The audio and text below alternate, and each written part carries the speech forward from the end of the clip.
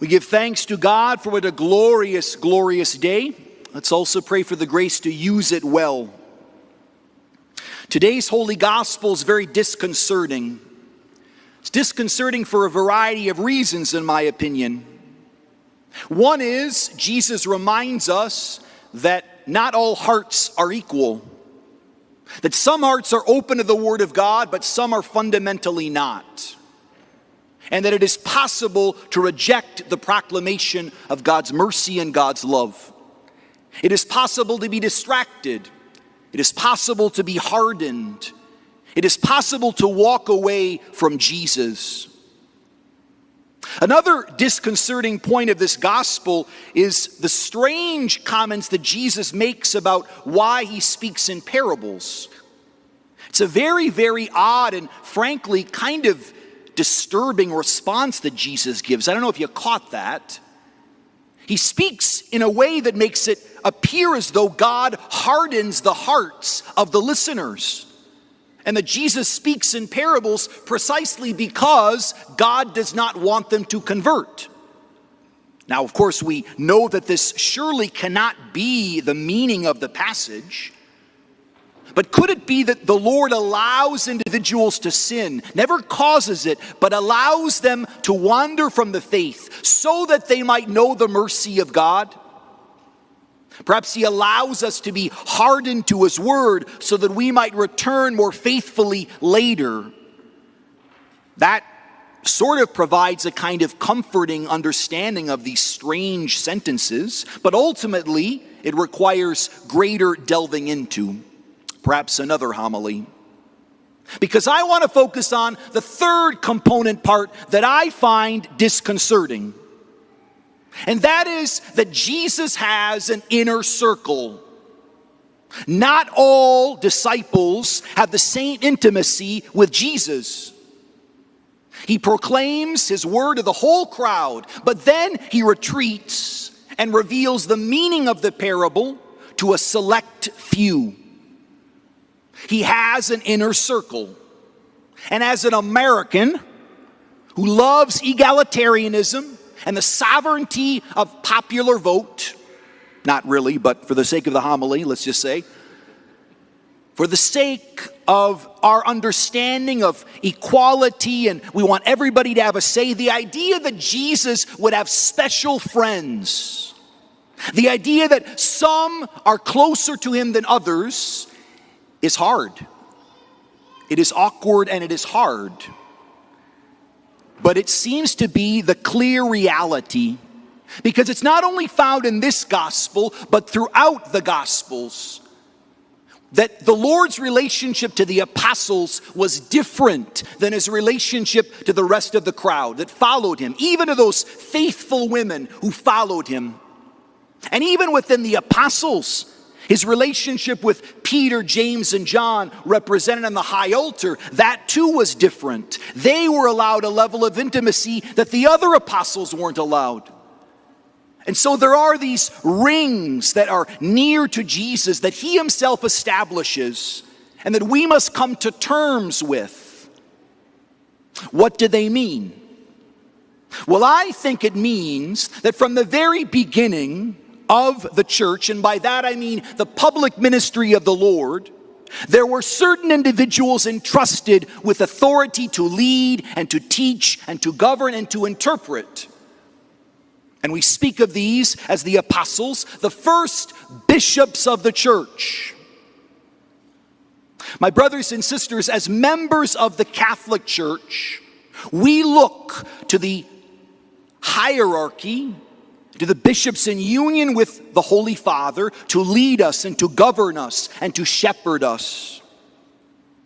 My brothers and sisters, there are so many competing voices out there, so many voices on the left and the right that would have you believe that the church teaches this or teaches that.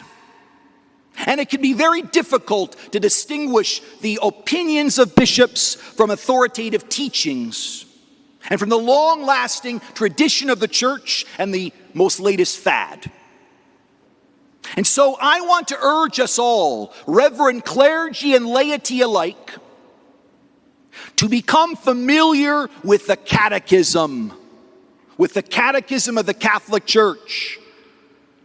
My brothers and sisters, so many different voices will have you believe that the church believes this or believes that or should believe this or should believe that. But how few of us actually go to our mother, the church, and ask her, what do you teach? How am I to understand this current difficulty? You look it up in the back of the index of the Catechism, you're going to have all kinds of paragraphs. Boom, boom, boom, boom, boom. They're all right there, what the church believes about this and about that. And it is an equal opportunity offender, let me tell you.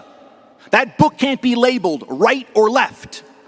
It is the perennial teachings of Holy Mother Church, the Holy Father and those bishops in union with him throughout the ages, teaching with the authority of the inner circle, the authority given to them by Jesus. What are the voices that you listen to instead of the hierarchy and instead of the catechism? Maybe it's a blog either on the right or the left, which has you thinking all kinds of crazy conspiracy theories. Again, the left and the right. Boy, I read some nutty stuff these days. Is it the blog that teaches you what the church believes or what it should believe? Is it a blog that provides you a lens by which you understand history and current events? Or maybe it's your news channel. Maybe it's your particular cable channel of choice that teaches you what the church is and how you should perceive the church and her shepherds and her teachings. Maybe it's your 8th grade CCD class. Maybe that's what's taught you about the faith 40, 30 years ago on your felt banners, okay? Maybe that's what you rely upon to understand what the church is. Or maybe some other limited understanding, a snapshot in history. Maybe it's that particular time and those causes that enrapture that particular era that really gives you the lens through which you see the church. Maybe it's your college theology class and your super progressive professor or super conservative professor. And maybe it's really not the Catholic faith at all that you believe, but some version of it enunciated to you by an expert.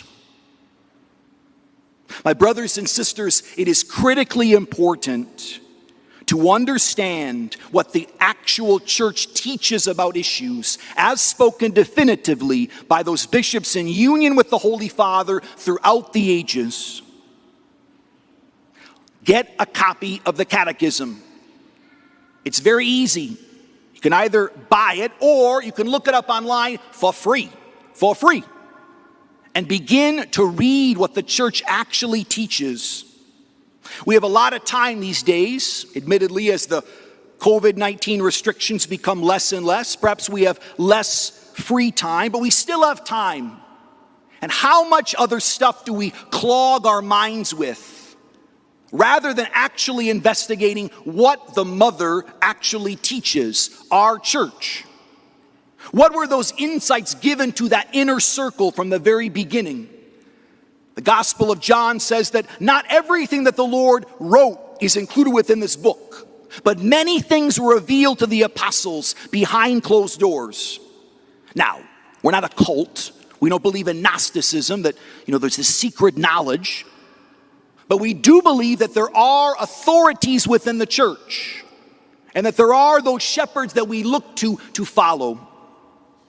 Now, I admit, as I said before, different personalities of bishops can be easier to follow than others. And there are certainly sins committed by shepherds of the church that muddy the waters profoundly. And yet we can always go to that catechism and discover what the church teaches about questions of the day. Now, I admit, reading a book or reading, text on a website sometimes can be a bit daunting. Perhaps we have gotten out of the habit of reading.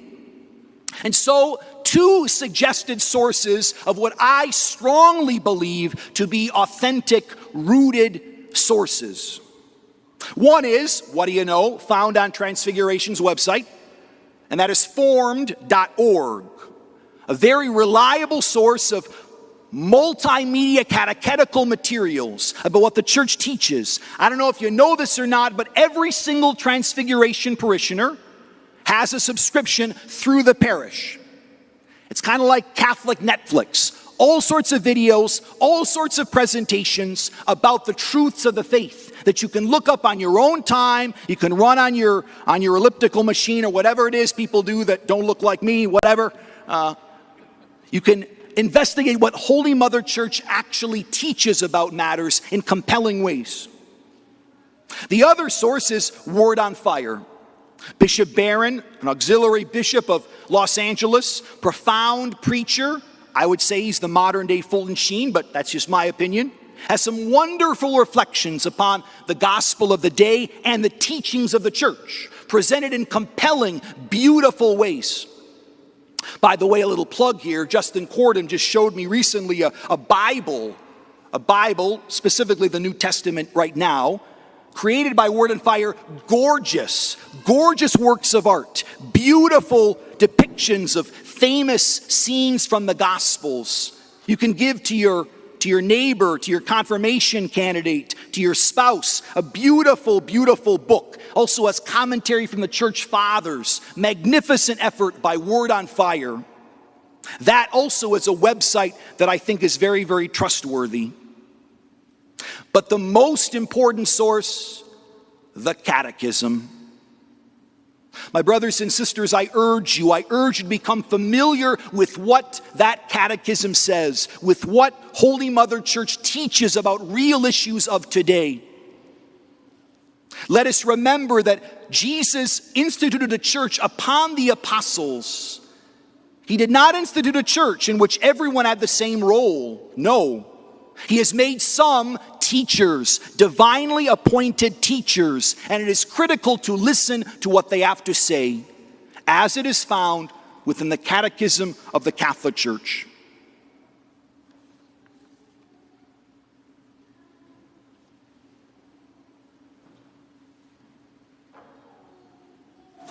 I believe